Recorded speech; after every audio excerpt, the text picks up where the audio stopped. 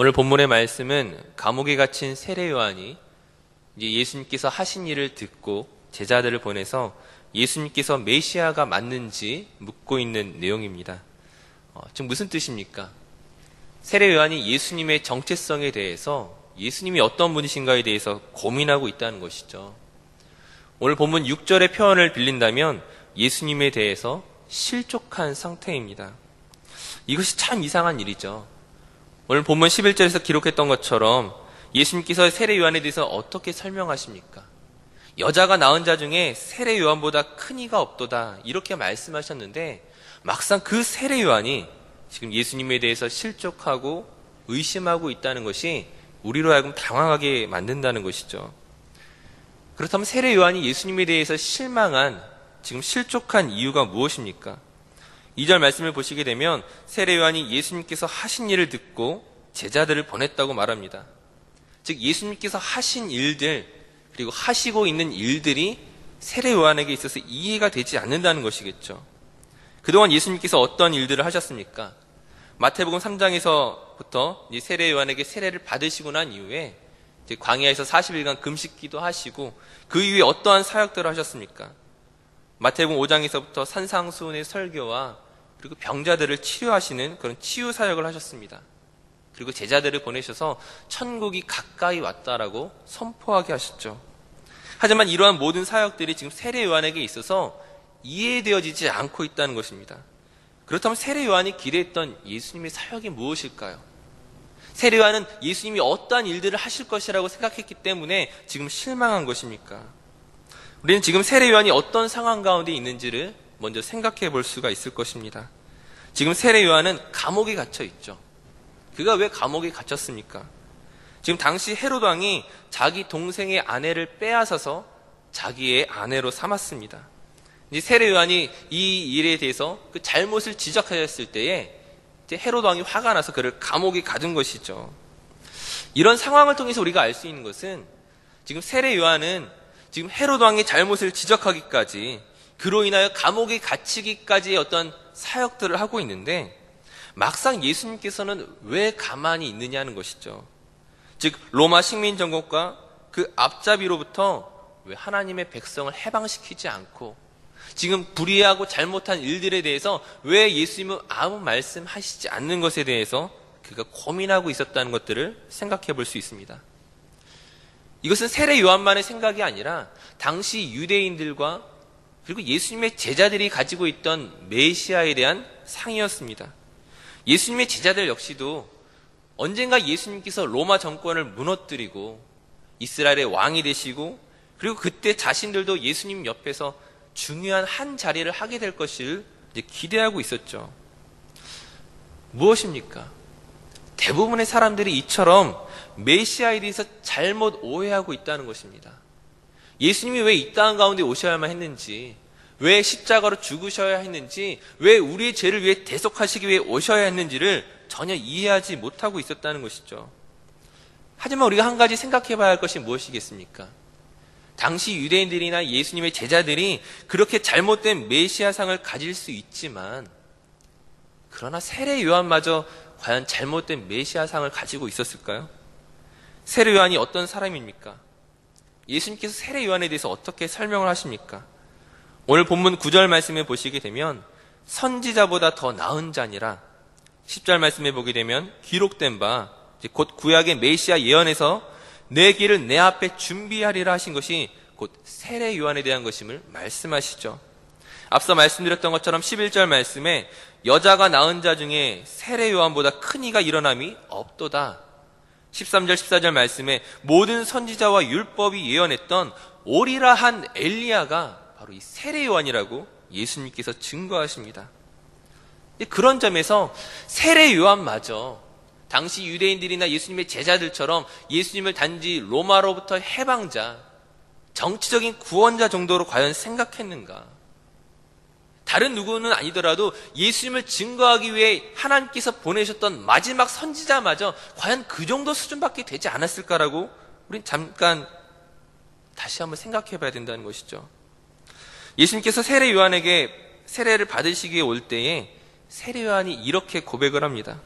요한복음 1장 29절 말씀에 보게 되면 이튿날 요한이 예수께서 자기에게 나아오심을 보고 이르되 보라 세상 죄를 지고 가는 하나님의 어린 양이로다. 무슨 뜻입니까? 어떤 고백을 하고 있습니까? 세상 죄를 지고 가는 하나님의 어린 양. 지금 예수님께서 단지 로마로부터의 해방자가 아니라 세상의 죄를 대신하기 위해 어린 양으로서 오신 메시아임을 세례 요한이 알고 있었다라는 거예요. 요한복음 3장에 보게 되면 세례 요한이 예수님에 대해서 어떻게 이해하고 있었는지가 좀 더 구체적으로 나타납니다. 우리 조금 길지만 우리 요한복음 3장 22절에서 36절까지 말씀을 우리 한번 좀 같이 교독하여 읽었으면 좋겠습니다. 우리 성경 한번 같이 찾아서 읽도록 하겠습니다. 신약성경 145페이지, 146페이지, 요한복음 3장 22절에서 36절까지 말씀입니다. 조금 긴 말씀이지만 우리 함께 교독하여 함께 말씀 읽도록 하겠습니다. 제가 먼저 읽겠습니다. 후에 예수께서 제자들과 유대 땅으로 가서 거기 함께 유하시며 세례를 베푸시더라.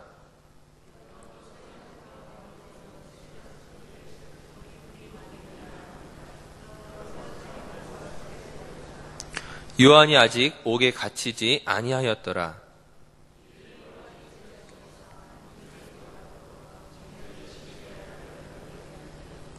그들이 요한에게 가서 이르되 랍비여 선생님과 함께 요단강 저편에 있더니 곧 선생님이 증언하시더니가 세례를 베풀매 사람이 다 그에게로 가더이다.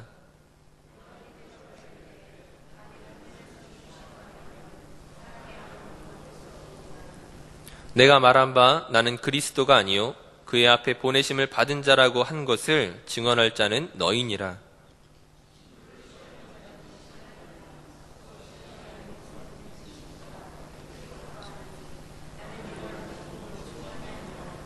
그는 흥하여야 하겠고 나는 쇠하여야 하리라 하니라.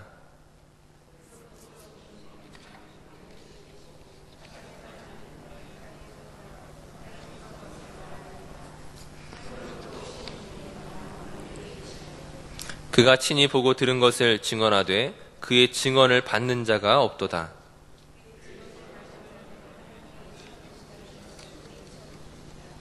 하나님이 보내신 이는 하나님의 말씀을 하나니 이는 하나님이 성령을 한량없이 주심이니라.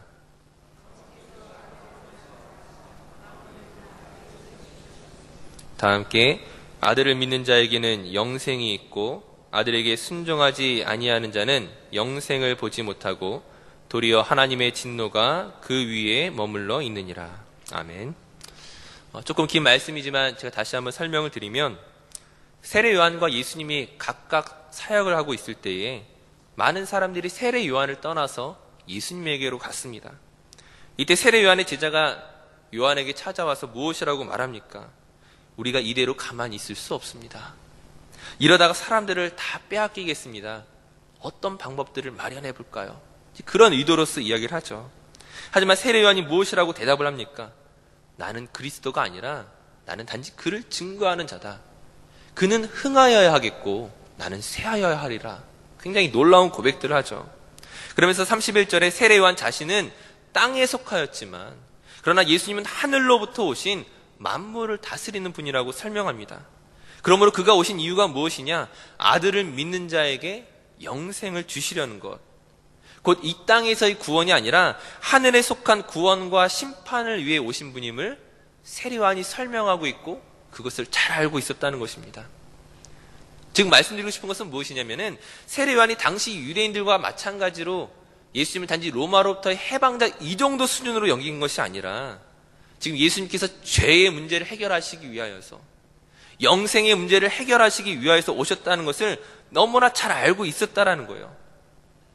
그렇다면 우리가 다시 한번 생각해 봐야 할 것이 무엇이냐면 다시금 처음으로 돌아와서 왜 세례 요한은 예수님께 사람을 보내어서 오실 그이가 당신이 맞습니까? 라고 묻고 있는 것입니까? 이제 그 이유를 살펴봄에 있어서 우리 다시금 본문 6절 말씀을 살펴볼 필요가 있습니다. 우리 본문 6절 말씀을 함께 읽도록 하겠습니다. 누구든지 나로 말미암아 실족하지 아니하는 자는 복이 있도다 하시니라. 아멘. 실족이란 단어가 어떤 뜻입니까? 실족이란 발을 헛디디거나 발이 잘못 걸리는 것을 말하는 것이죠. 우리가 평상시에 발을 헛디디는 사람이 있습니까? 평상시에 발이 스스로 걸리는 사람이 있겠습니까? 그렇지 않잖아요. 평소에는 있을 수 없는 일이지만 우연히 혹은 실수로 또는 너무 지쳐있거나 집중력이 떨어졌을 때에 일어날 수 있는 일입니다. 즉 우리가 이 실족이란 단어를 통하여 무엇을 알 수가 있냐면은 세례 요한이 예수님에 대해서 처음부터 잘못 오해하고 있었던 것이 아니라 그가 예수님이 어떤 분이신지 알고 있었죠. 세상 죄를 지고 가는 하나님의 어린 양이시며 이 땅에서의 문제가 아니라 하늘에 속한 구원, 영생을 주시기 위해 오신 분임을 알고 있었지만 그러나 그가 발을 헛디디기 시작한 것입니다. 그 이유에는 아마 여러 가지가 있을 것입니다. 지금 세례 요한이 감옥에 갇히면서 육체적으로 그리고 정신적으로 그 약해진 것도 이유가 될 수 있을 것이고 예수님께서 하신 일들이 세례 요한의 생각보다 더 많은 오랜 시간이 걸리면서 그 지체되는 것처럼 여겨져서 그럴 수도 있을 것입니다. 또는 여전히 변화하지 않는 헤롯 왕과 이스라엘에 대한 실망감 때문에 그럴 수도 있을 것이죠. 어떤 이유가 가장 크게 작용했는지는 알 수 없지만 무엇입니까? 발을 헛디디기 시작했다는 거예요. 하지만 이런 일들이 과연 세례 요한에게만 해당되느냐는 것이죠. 오늘 본문에서도 세례 요한이 누구와 비견되고 있습니까? 구약시대의 엘리야 선지자와 함께 거론되고 있죠. 엘리야 선지자 역시 마찬가지의 그 경험들을 가지고 있음을 우리는 생각해 볼 필요가 있습니다. 우리가 잘 알고 있는 것처럼 엘리야가 갈멜산에서 그 바알과 아세라 선지자 850대 1의 싸움을 승리로 이끌었죠. 그리고 이어서 엘리야가 기도할 때에 3년 반 동안 지속되었던 가뭄을 끝내는 비가 왔습니다. 그럼에도 불구하고 어떻게 됩니까? 아합 왕이 변하지 않죠. 이세벨이 여전히 자신을 죽이려고 할 때에 그 놀라운 승리 이후에 엘리야가 어떤 반응을 보여줍니까? 그가 완전히 낙심해버리죠. 완전히 실망하여서 그가 광야로 들어가서 로뎀나무 아래에서 하나님께 무엇이라고 기도합니까? 차라리 나를 죽여주십시오. 차라리 나를 데려가십시오. 도저히 못 해먹겠습니다. 이전의 선지자들은 어떤 사역들을 했는지 모르겠지만 나는 더 이상 할 수 없습니다. 그 놀라운 승리 이후에 오히려 완전히 낙심하고 실망해버린 쓰러진 엘리야의 모습을 볼 수가 있습니다. 마찬가지로 지금 세례 요한 역시 그런 상황 가운데 있다는 거예요. 오늘 세례 요한이 예수님께 질문하는 전혀 엉뚱한 질문을 하는 이 정도 수준밖에 되지 않는가라고 우리는 생각할지 모르겠지만 이 세례 요한이 낙심하고 쓰러지고 실망한 모습을 통하여 지금 우리에게 무엇을 보여주고 있는 것입니까? 세례 요한이 어떤 자인지를 다시 한번 생각해 보십시오. 여자가 낳은 자 중에 가장 큰 자이고 구약의 모든 선지자 중에서 가장 나은 자라고 고백합니다. 예수님의 평가였어요. 그럴지라도 넘어진다는 거예요. 그럴지라도 실족하여 쓰러질 수 있다는 것을 성경이 우리에게 보여주고 있는 것입니다. 세례 요한이 넘어졌다면 그리고 엘리야가 실족하였다면 또 누가 넘어질 수 있겠습니까? 세례 요한보다 못한 우리 모두가 그에 해당된다는 것이죠. 저와 여러분이 실족하여 넘어지는 것이 당연한 일일 수 있다는 것입니다. 누가 더 잘했느냐, 누가 더 잘못했느냐를 따지는 것이 아니라 그 어떤 누구라도 선지자보다 나은 자라 할지라도 여자가 낳은 자 중에 가장 큰 자라 할지라도 즉 사람으로 태어난 이상 하나님 앞에서 자신을 자랑할 수 있는 사람은 아무도 없다는 것입니다. 우리 안에서 구원을 만들어낼 수 있는 자격과 능력과 실력을 가진 사람이 단 한 사람도 없다는 것이죠. 오늘 본문을 통하여 우리가 기억해야 할 것은 하나님 앞에서 완전함을 자랑할 수 있는 사람은 아무도 없습니다. 우리에게 필요한 것은 실력과 자랑이 아니라 하나님의 긍휼과 그분의 은혜인 것이죠. 예수님께서 세례 요한에게 무엇을 전하라고 말씀하십니까? 세례 요한의 질문에 대해서 어떻게 대답을 하십니까? 오늘 본문 4절 5절 말씀을 한번 같이 읽도록 하겠습니다. 우리 자막에 있는 말씀 4절 5절 말씀 함께 읽습니다.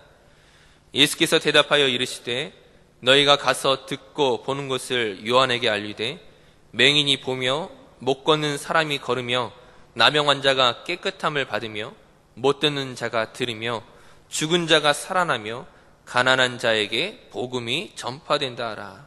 아멘. 복음이 전파된다.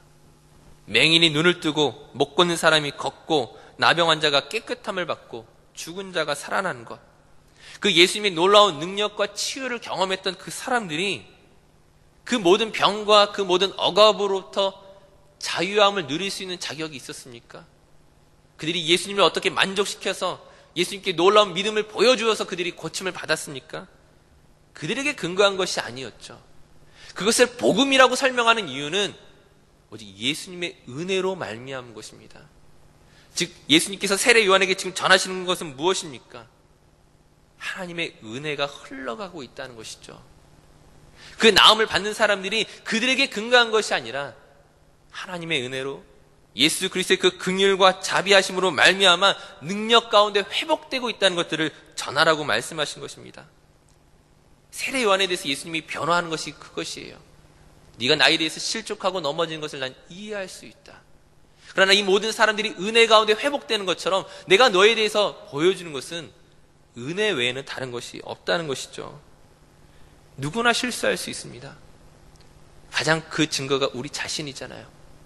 예수님을 믿고 난 이후에도 여전히 실수하고 예수님을 믿고 난 이후에도 여전히 세상을 따라 살아가는 삶을 우리가 얼마나 자주 반복합니까? 그러나 그때 낙심하지 마시고 나 같은 사람이 정말 구원받은 사람일까 의심하지 마시고 그래서 오늘 나에게 은혜가 필요하구나. 그래서 예수께서 나를 위하여 십자가에 죽으셨구나.